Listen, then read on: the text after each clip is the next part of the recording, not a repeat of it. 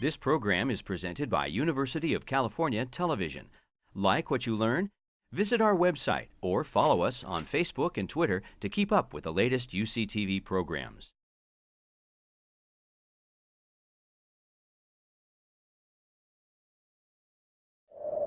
The same religion that's capable of hideous acts of destruction can also be capable of moments of healing, of restoration, and of hope.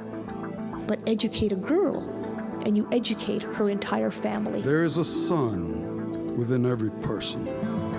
When that anger sets in, write it. Write the letters, but don't send them. You never want to leave concrete proof of insanity.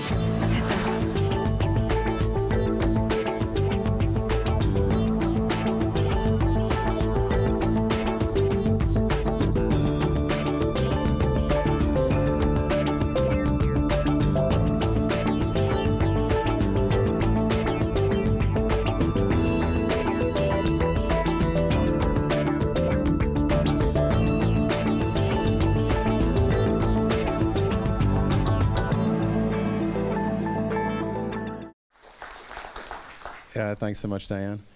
And welcome again, Gerald. It's a pleasure to see you as always. What's going to take the longest in my introduction, but I promise to keep things short, listing off some of the works that Gerald has written. I won't go through too many, but at the very least, I want people to have some idea of the range of Gerald's work. Gerald is currently the John and Rebecca Morris Professor of History and African American Studies at the University of Houston. As Diane mentioned before, he was actually a professor here from between 1988 and 1996. I came in 1992 as a dissertation fellow, so I had the distinct honor of meeting Gerald then and being influenced by him then, and I continue to be influenced by him. Before Gerald took his history degree from Columbia in 1982, he was a practicing lawyer. He was actually a member of the National Lawyers Guild, National Conference of Black Lawyers, apart from being a practicing lawyer. Then I've got to get into some of the books that he has written since his dissertation on the late Du Bois, Black and Red, W.B. Du Bois, an African-American response to the Cold War in 1944-1963. After that, Gerald had written the Communist Front, Civil Rights Congress, 1946 to 1956. Again, I'm just giving you some idea of the range, because if I were to list or to read off the 30-some-odd books that he's written, and I'll say a few things about how we used to tease Gerald about, and I feel somewhat bad about that, because there used to be a point when Gerald used to write 1 book a year, then he got into writing 2 books a year, then he got into writing 3 books a year. And so anytime I would go to some of these book signings, and Gerald would say something like, Chris, get back to me on this book. And I would say, well, Gerald, if I get back to you, by the time I get back to you, you're going to have like 2 or 3 more written, So, I mean, come on. He also did a biography of Ben Davis Jr., Black Liberation, Red Scare, Ben Davis and the Communist Party. Many of us know the book that he wrote on the Watts Uprising, The Fire This Time, the Watts Uprising in the 1960s, which was a finalist for the Robert Park Award from the American Sociological Association. Biography of Shirley Graham Du Bois, Race, Woman, The Lives of Shirley Graham Du Bois. Class Struggle in Hollywood, 1930-1950, Moguls, Mobsters, Stars, Reds, and Trade Unionists. From the Barrel of a Gun, the U.S. and the War Against Zimbabwe, 1965 to 1980. Race War, White Supremacy, and the Japanese Attack on the British Empire. Black and Brown, of course, African Americans in the Mexican Revolution, which took the Gustavus Myers Outstanding Book Award. Red Seas, Ferdinand Smith and Radical Black Sailors in the U.S. and Jamaica. I swear I'll finish in a minute. The Final Victim of the Blacklist, John Howard Lawson, Dean of the Hollywood 10. The Color of Fascism, Lawrence Tennis, Racial Passing, and the Rise of Right-Wing Extremism in the U.S. I could swear that Dave Chappelle did a skit on that based on that book. The White Pacific, U.S. Imperialism and the Black Slavery in the South Seas after the Civil War. The Deepest South, the U.S., Brazil, and the African Slave Trade. The End of Empires, African Americans in India. Mau Mau in Harlem, the United States, and the Liberation of Kenya. Most recent, well, not too long ago, he actually wrote a short biography of W.B. Du Bois. For ABC Clio. Then there were a couple of things, Gerald, that were not listed on your CV that I had to add here. Fighting in Paradise, labor unions, racism, and communists in the making of modern Hawaii. Black Revolutionaries. A couple of these books you've seen outside: Black Revolutionary, William Patterson and the Globalization of African American Freedom; Negro Comrades of the Crown, African Americans in the British Empire Fight the U.S. Before Emancipation. And of course today he'll be talking about Counter-Revolution of 1776, Slave Resistance in the Origins of the United States of America. And I think in the next couple of weeks, another book called Race to Revolution, the U.S. and Cuba During Slavery and Jim Crow will be out. Earlier today, Gerald told us about 6 other projects. And you know, with most people, when they tell you I'm working on 6 other projects, that is typically a 10-year plan, right? And then you kind of knew with Gerald, well, that was probably like a 4-year plan. So those will be coming out. But you know, all jokes aside, and Gerald, this is something that I've long wanted to say to you. Thank you, thank you. You know, for many of us who work in the area of Black folk and the related, and you know, the issues that are related to Black folk that have a global meaning and a global dimension and a global application.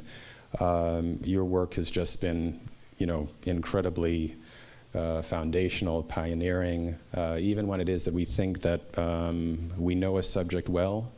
We look at what it is that you have to say about the subject, and so often we're saying, my God, I didn't even know this, right? It's much to our embarrassment. Sometimes I actually pick up your books or look at what you've written on Google, or Amazon, because many of these books, I have to say, are on my to-read list, right? Some I have read, some are on my to-read list. But I'll actually look to see what works you have looked at, because frequently you give us the most up-to-date bibliography, as well as dissertations, as well as telling us where it is that the information can be found.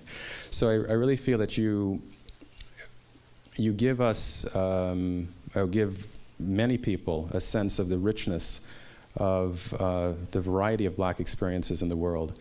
But in addition, I think in your many studies of not just Black folk, but you give us some a guide or roadmap or even proof of how it is that the study of Black people can be used to understand other experiences in other places. And so in that sense, I really feel that you have taken the study of Black people, Black scholarship into the realm of universal history.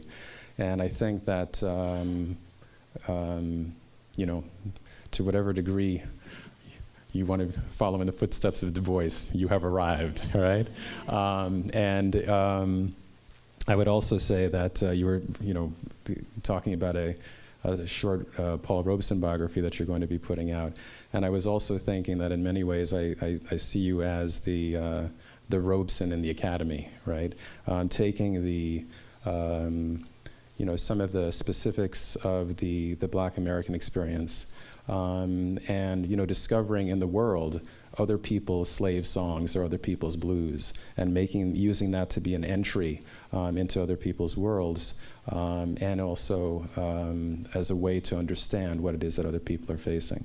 So I just want to say thank you, although I do rib you for the amount of work that you've put out, and I will continue to, and I want you to keep on doing it. Thanks so much, Gerald.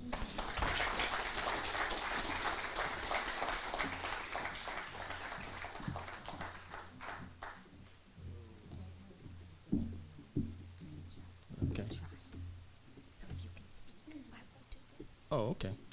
Well, just a technical issue we're trying to deal with here. Thank you very much for inviting me back home. Oh yeah, good. I just wanted the book cover to be present as I speak, since I'm going to be talking about this book.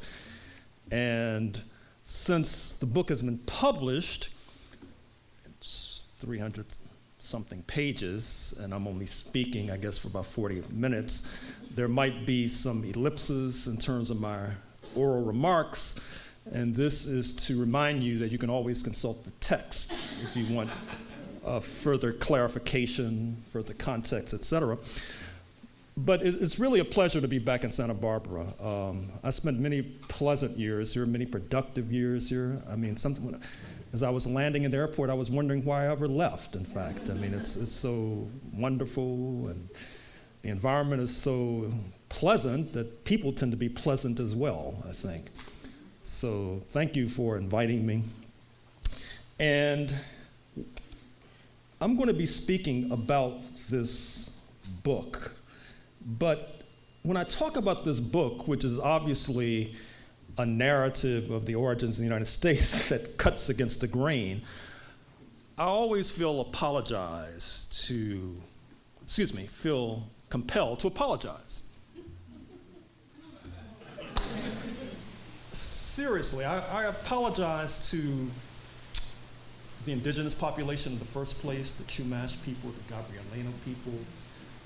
I apologize to the Africans, many millions gone. I apologize to the Mexicans who have been dispossessed on this land. I apologize to the people of Asian descent who were interned on this soil. I apologize to all of those who were victimized by a kind of propaganda. And I apologize on behalf of scholars. I apologize on behalf of radical scholars, progressive scholars who I don't think have done their jobs in terms of explaining how we reached this point. I apologize on behalf of black scholars who I think could have done more to explain how we got to this point and could have cleared up a lot of confusion. So, having said that and having done that, let me present to you this thesis and its implications. This is a book that talks about the origins of the United States of America. And it's a book that, unlike previous scholarship in this realm, does not begin the story in the 1770s, because I think that's part of the problem with the previous scholarship, in that when you begin the story in the 1770s, in the run-up to July 4th, 1776, I think you can leave a distorting impression, because when men and women choose to take up arms against constituted authority, particularly when odds are great, oftentimes they engage in behaviors that are not necessarily consistent or congruent with their previous behaviors or their subsequent behaviors. What I mean is that if you began to tell the story of the United States, or looked at the snapshot of the United States in, say, 1943, when the United States was in the midst of an anti-fascist war that was compelling the United States in certain kinds of progressive directions, you might be led to believe, as Hollywood films were suggesting at that time, that the United States was a great friend of the Soviet Union, that the United States was a profoundly anti-communist country. You might have focused unduly on some of President Franklin Roosevelt's speeches in 1944, which laid out a social democratic vision for the United States of America. And you might have totally underestimated the depth of conservatism in the United States, which had been the case before 1943 and 1944, and certainly was exemplified after 1943 and 1944. So in order to tell the story of what happened in 1776, the revolt against British rule that led to the formation of the United States of America, I felt compelled to go back a century earlier, to the late 17th century. And in my telling of this story, the key event is the so-called Glorious Revolution that grips England in 1688. As a result of this, quote, glorious revolution, unquote, amongst other things, the monarchy, the king, is forced to take a step back in terms of power and influence, as against the power and influence of the rising merchant class.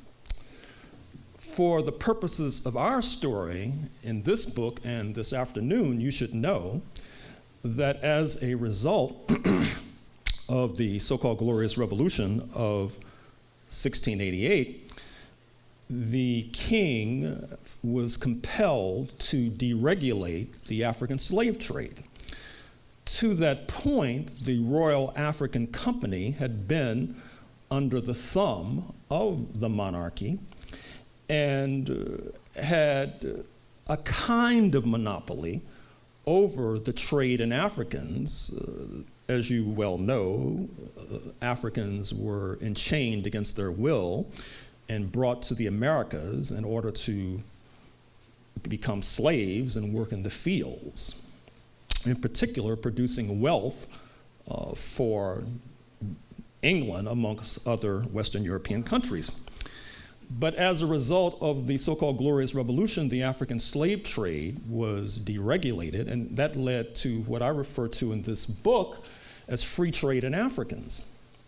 That is to say, the African slave trade was opened up to merchants of various sorts, private traders of various sorts as they termed themselves, and these merchants began to descend upon the African continent with the maniacal energy of crazed bees, chaining and manacling and handcuffing virtually every African in sight and dragging them across the Atlantic, particularly to the Caribbean, that is to say, to Jamaica and Antigua and Barbados in particular.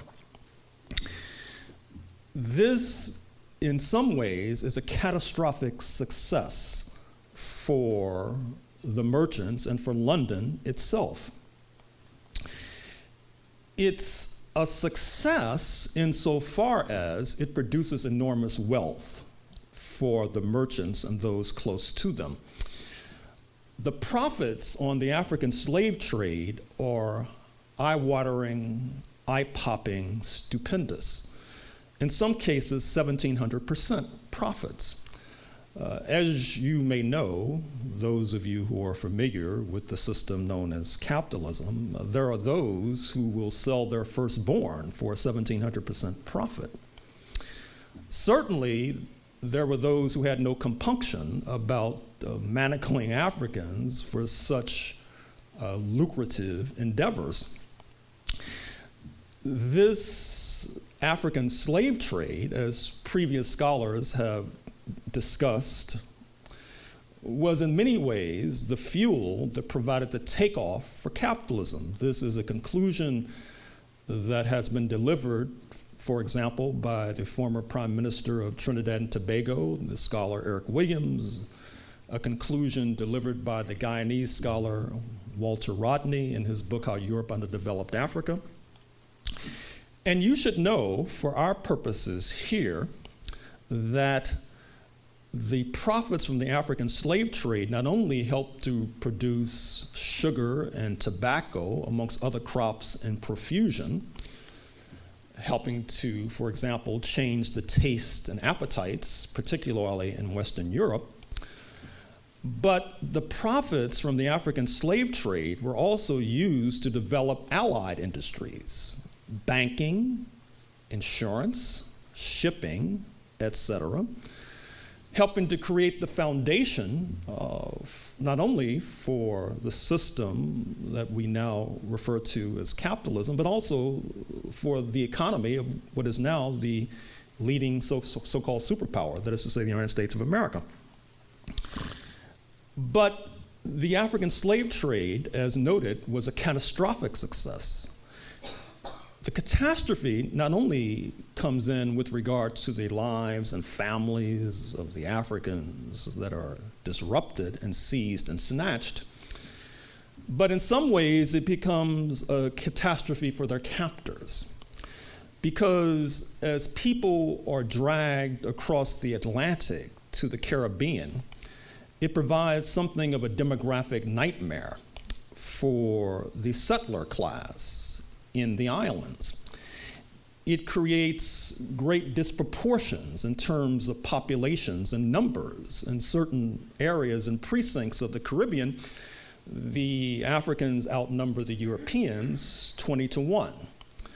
And this creates fertile and favorable conditions for uprisings, for revolts, for liquidation plots, for murders, for massacres, for poisonings, and not to mention preceding shipboard insurrections, all of which helps to generate a certain kind of enmity, not least between Africans and Europeans, a kind of enmity that, since we've had no Truth and Reconciliation Commission a la South Africa after the end of slavery, not to mention the end of, or the erosion of Jim Crow, those kinds of tensions have yet to be grappled with in an honest sort of way, and therefore still bubbling and percolating. Because of the tremendous explosion of slave uprisings that take place in the Caribbean, this causes many of the settlers to try to depart the Caribbean, despite the enormous profits that are being made. And what happens is that there is a great trek, as I use that term, from the Caribbean to the North American mainland. You may know that before about 1750, London thought that the Caribbean was a more profitable enterprise than the North American mainland, that is to say, the colonies that helped to form the United States of America. With this great trek of European settlers to the mainland, this creates other problems. This is all taking place in the context of competition between and amongst European powers for control of the great wealth that the Americas, particularly the Caribbean, is producing.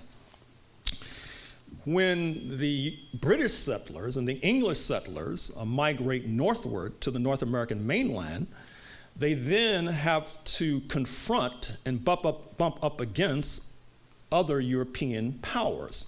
The Spanish in Florida and in Cuba, for example, and the French in Quebec, for example.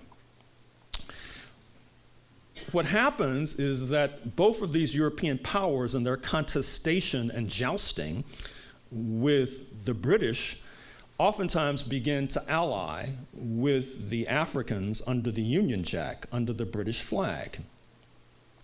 You see this particularly in one of the more significant uprisings that takes place on the mainland of North America, which is 1712 in New York City, in Manhattan, where there is an attempt to overthrow slavery, liquidate the settler class, and establish a new polity. The 1712 uprising has French fingerprints all over it. You should also know that Britain has a particular problem in its contestation, particularly with the Spanish. This conflict between these two European powers in some ways takes the cast and the character of a religious conflict. Britain being the leading so-called Protestant power, and the Spanish and the French being the leading so-called Catholic powers. Perhaps motivated by religious bigotry, London argues that the Spanish are more prone to place arms in the hands of African troops because so many of the men under the Spanish flag are entering the priesthood because of the strictures of Catholicism.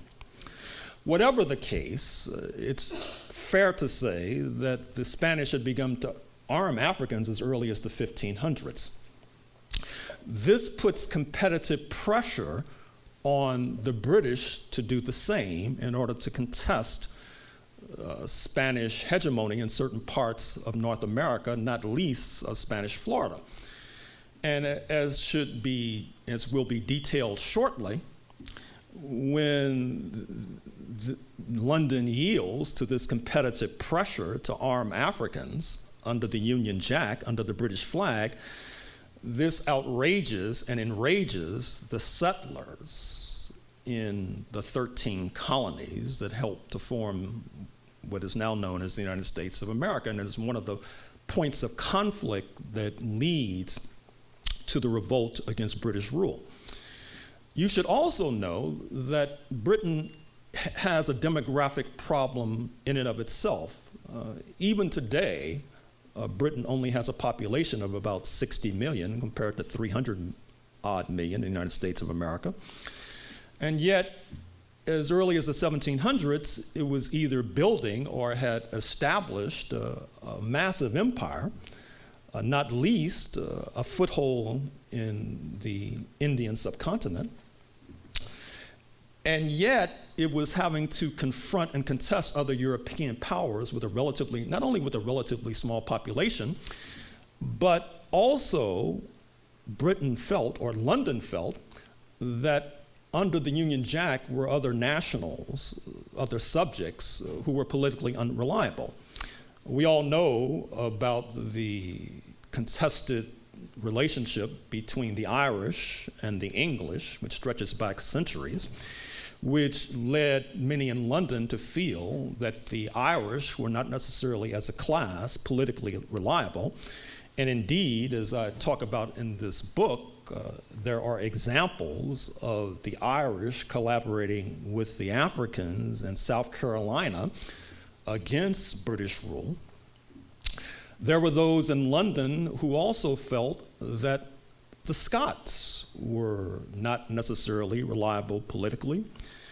You may know that Scotland only comes into the United Kingdom as of 1707.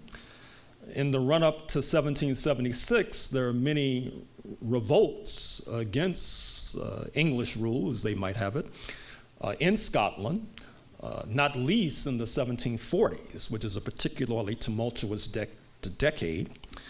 And so, as a result of feeling that Britain's population is not that large in the first place, that there are those who are considered to be British subjects who as a class are not politically reliable, and given the competitive pressure from the Spanish in particular in terms of arming Africans, Britain feels that it has little choice but to engage in a similar kind of practice, to arm Africans. But as you can readily glimpse, there's something of a contradiction to arming Africans to protect the slave empire, to arm Africans to protect African slavery. Obviously, this introduces tensions and conflicts and contradictions that are difficult to resolve.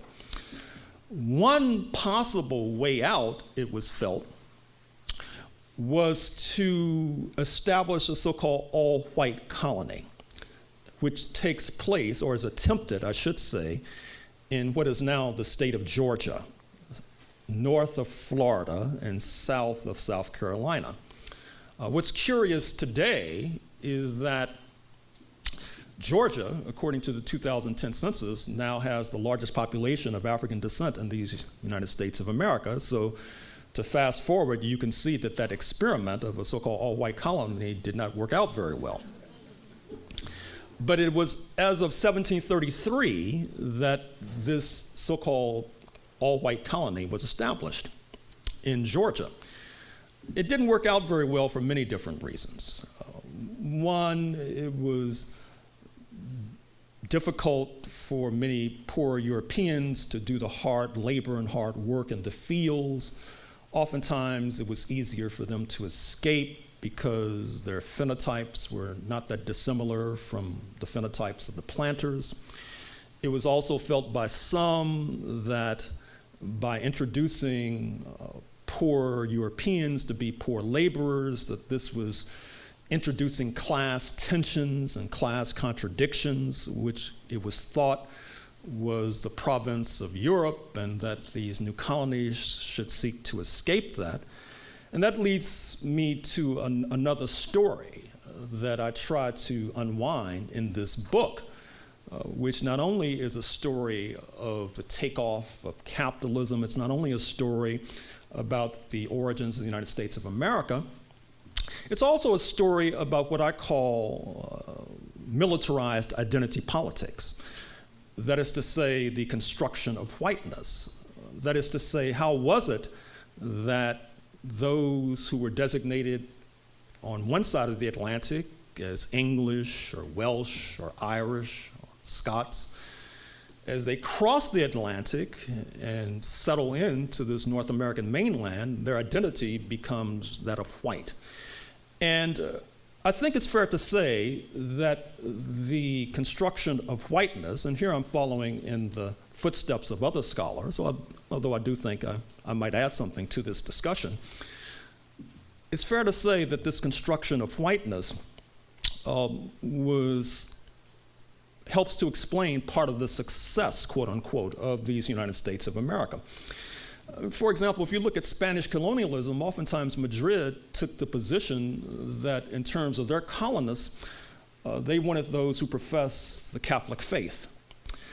And if you have such a narrow view of colonialism, obviously you're narrowing the base, the population base for colonialism.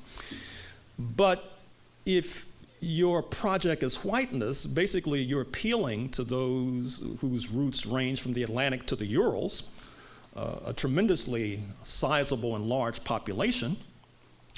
And when you do this in the context of calling at least a formal ceasefire in the religious wars between Protestant and Catholics, something that is then incorporated into the vaunted First Amendment of the United States Constitution, now under assault, as we saw with the most recent Supreme Court decision on freedom of religion.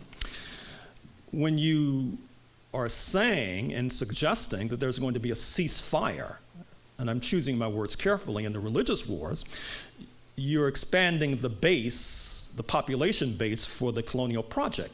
Now, I chose my words carefully because, as I'm sure you know, despite the First Amendment, the United States was a hotbed of anti-Catholicism for the first few decades of its existence, perhaps well into the 20th century, is exemplified by the travails of the first Roman Catholic president, John F. Kennedy, in 1960. And I think we need not discuss the travails, quote unquote, of the first serious Mormon or member of the Church of Latter-day Saints presidential candidate Willard Mitt Romney in 2012. I'm sure we need not detail the travails of anti-Semitism and anti-Jewish fervor, which was also part of the history of the United States of America as it is to this very day. But it is fair to say that there was a formal truce, a formal ceasefire, which was quite pragmatic in the sense that it did expand the base for the colonial project in North America. So this was part of the problem with constructing this so-called all-white colony in the state of Georgia. Another problem was that across the border in St. Augustine, Florida, which bills itself as the largest urban center, or the oldest urban center, I should say, on the North American continent, you had a plethora of armed Africans going back decades, and frequently they were crossing the border to attack Georgia and to go further to attack South Carolina, which brings us to the largest and bloodiest uprising of the enslaved in British colonial history, taking place in South Carolina circa 1739, 1740. Stono's Revolt, as it has been called, interestingly enough, had the fingerprints of armed Africans from St. Augustine all over it. Stono's Revolt in South Carolina also involved Africans who had roots in Angola, Southwest Africa. Angolans who oftentimes spoke Portuguese, a language, as you know, is quite similar to Spanish, which facilitated the collaboration between the armed Africans in St. Augustine and these Africans in South Carolina. And also, perhaps not trivial, is the fact that many of these Africans in South Carolina were Catholic and therefore perhaps had some sympathy to His Catholic Majesty in Madrid. And in any case, His Catholic Majesty In the run-up to Stone's revolt, circa 1739 and 1740, had sent emissaries across the border suggesting that if these Africans escaped to St. Augustine and converted to Catholicism, then they too could be incorporated into the Spanish military and could receive other kinds of benefits. So it turns out that by trying to establish this all-white colony, London had not done itself any favors. It had only complicated its colonial mission. This leads to the conclusion that the only way out for London was to oust the Spanish from Florida and the French from Quebec. That is attempted in the 1740s with mixed results. Particularly important here in the 1740s, as we march towards destiny in 1776, is the fact that the British and the Spanish crossed swords in Cartagena, which is part of what we now refer to as Colombia, and much publicity attended the fact that the British forces were shellacked, not least by armed Africans. This shellacking of the British forces in Cartagena also was facilitated by the fact that many of the European settlers on the North American mainland in the so-called 13 colonies were quite reluctant to come to the northern coast of South America to fight the Spanish because they were busily expropriating the indigenous and trying to manacle Africans. This was causing many Londoners to question their patriotism and also to question the nature of slavery and, of course, moving London closer to the fateful moment when it decided to try to abolish slavery in order to deal with all of these tensions and contradictions that I've laid out for you. In the 1750s, finally, London decides to make an all-out push to oust the Spanish and the French from North America. They impose taxes on the settlers in order to fund this effort.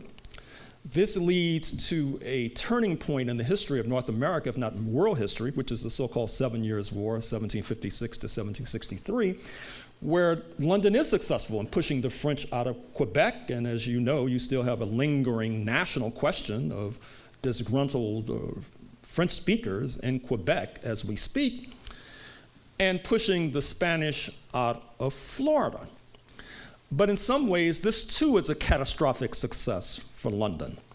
Certainly, it's a major defeat for the Africans, because when the Spanish are pushed out of Florida, this removes a rear base from which Spanish Africans could align with the Spanish to attack their mutual antagonists in Georgia and South Carolina. But also as a result of pushing the Spanish out of Florida and the French out of Quebec, this infuriates Paris and infuriates Madrid, and it allows the French and the Spanish to then cut a deal with the settlers, the British settlers in the 13 colonies, to ally in order to push the British out of North America. This particular decision is also facilitated by another momentous event, which is June 1772, Somerset's case, whereby Lord Mansfield, a Scottish judge, by the way, rules that at least in terms of the Sceptred Isles, this part of Western Europe where London rules, that slavery would no longer persist, that it would be abolished. It does not take an oracle or a seer to divine that that decision could be exported to the North American mainland, which was the fear of many colonists.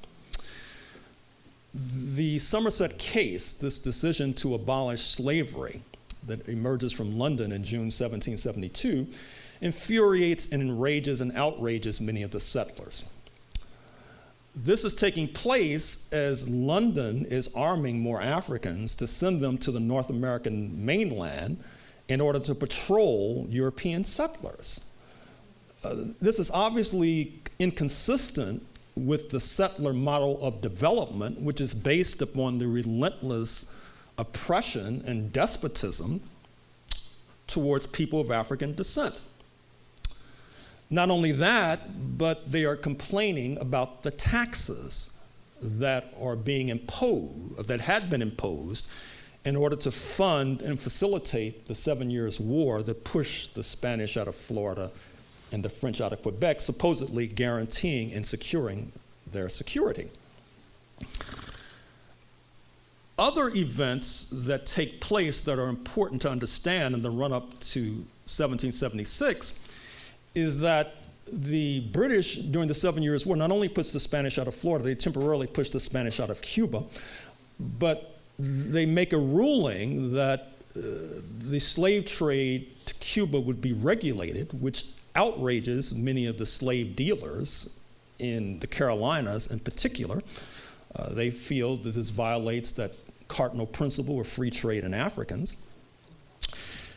And then you may know that the settlers had a justifiable reputation of being past masters at smuggling, and this was a way to evade and avoid taxes.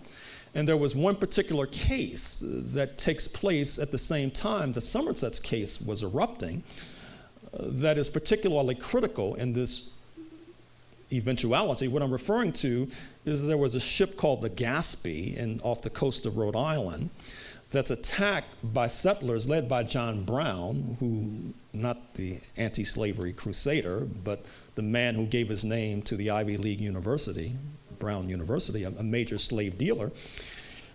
And he was also a leading smuggler, and his attack on the Royal Navy led to his being captured. And as it turns out, a major witness against him is a man of African descent.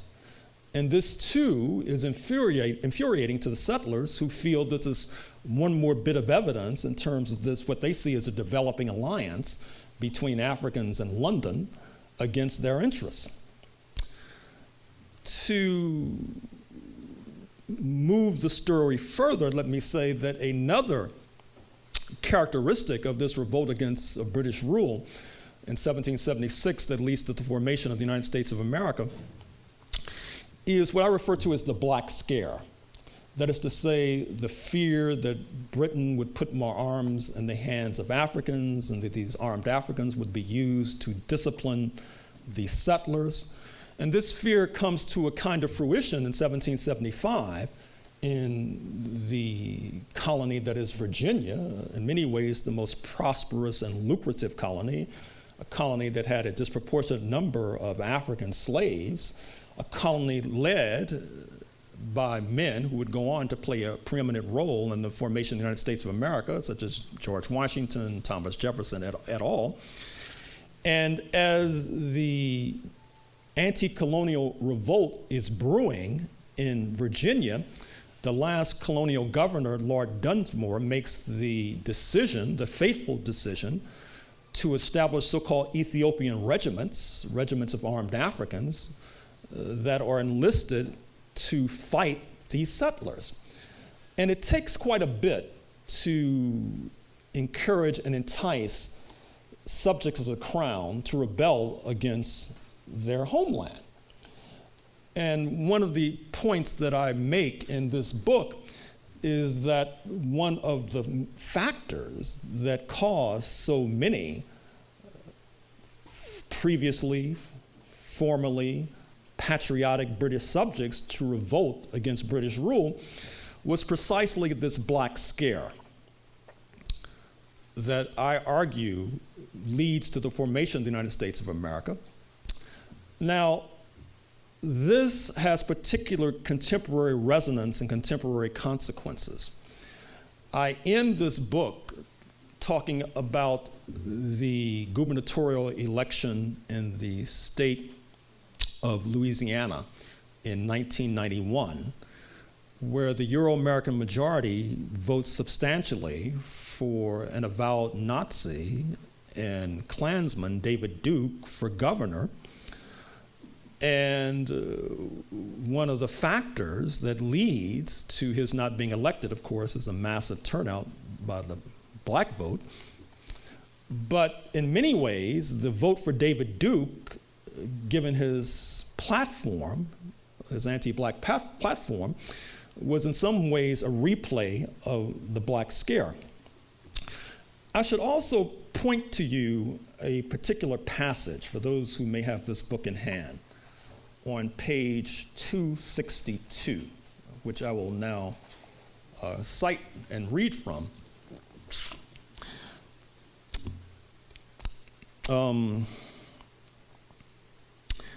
I say on page 262 that my deployments of the terms racist, in quotes, and racism, in quotes, is intended to invoke the political more than the biological or even the anthropological. If the latter were mostly at issue, there would be little need for these Africans to adopt other black identities. Now, this is in the context of quoting Angela Davis, the political activist, who I'm sure you're familiar with, the contemporary political activist, who talked about growing up in Birmingham, Alabama, and in order to evade the strictures of Jim Crow and apartheid in Birmingham, Alabama, when she went into department stores, she would oftentimes speak French.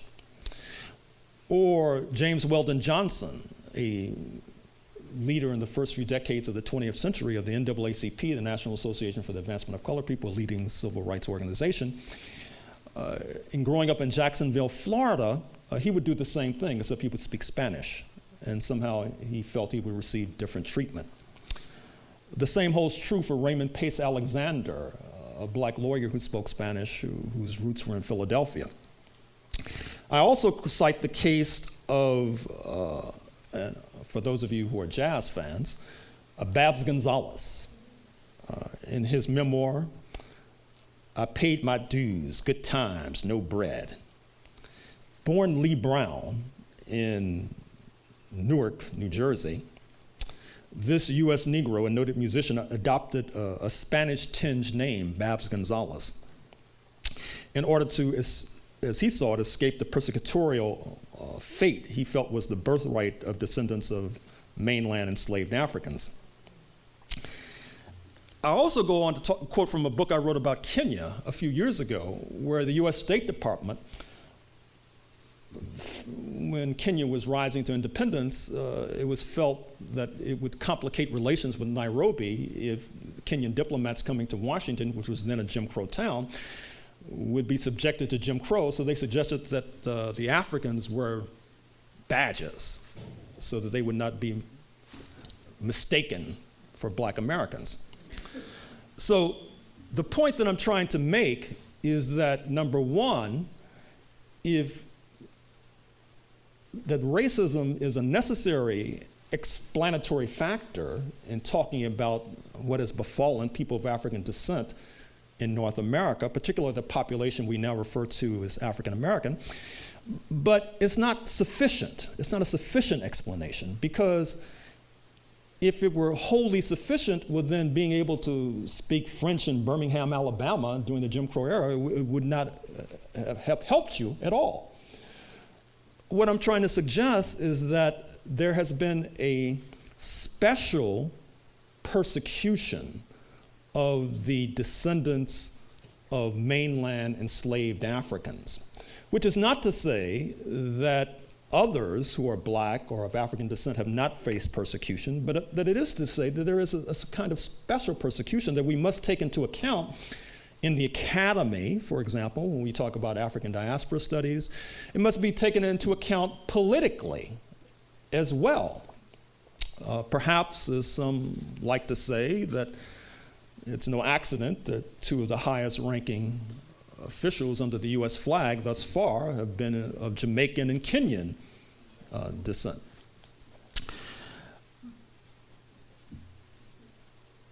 But it's also fair to say, as I wind up, that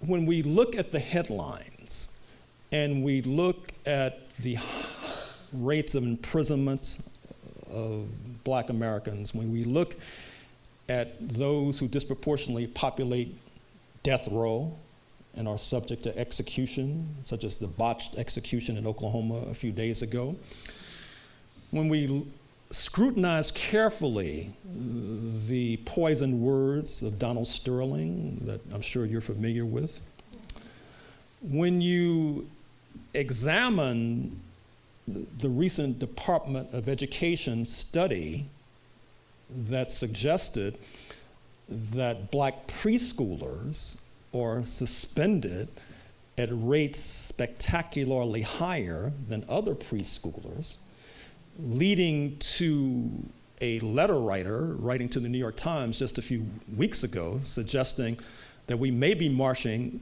to a destiny where Black infants are segregated on the premise that they may cry louder.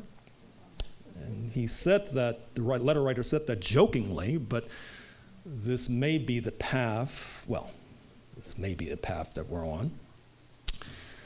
I say all of this to say that as I wind up this Shirley Kennedy Memorial Lecture about the consequences of the formation in 1776 of the United States of America, allow me to say that the past is not past, it's still with us, and that as Barack Obama suggested when asked in Malaysia about the comments of Donald Sterling, and he suggested that this was part of the continuing legacy of slavery and Jim Crow, he had a point.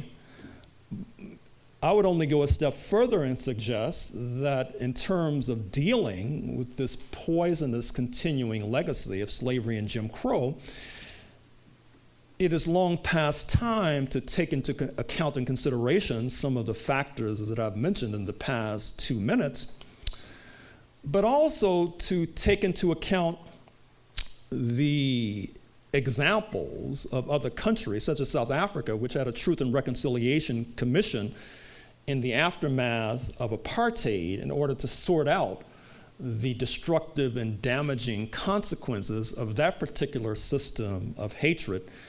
And we would be well advised to emulate the South Africans and act similarly. I'll stop there. I assume I can take questions and comments at this point. So thank you very much for your attention.